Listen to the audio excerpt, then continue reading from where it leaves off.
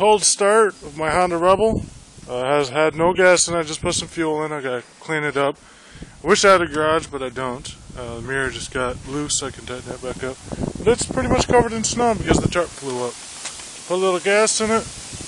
Let's see if she'll start up.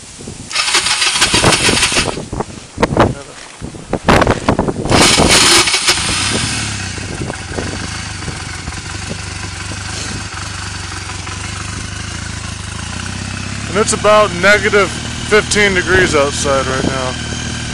And she has not been ridden or started in probably 5 months. Because I broke a couple of the spokes in the back wheel.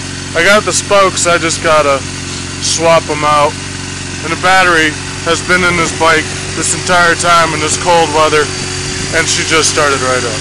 Look at that. That's a beauty right there.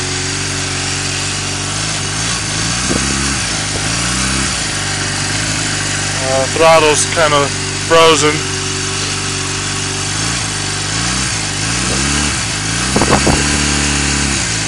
She's cold.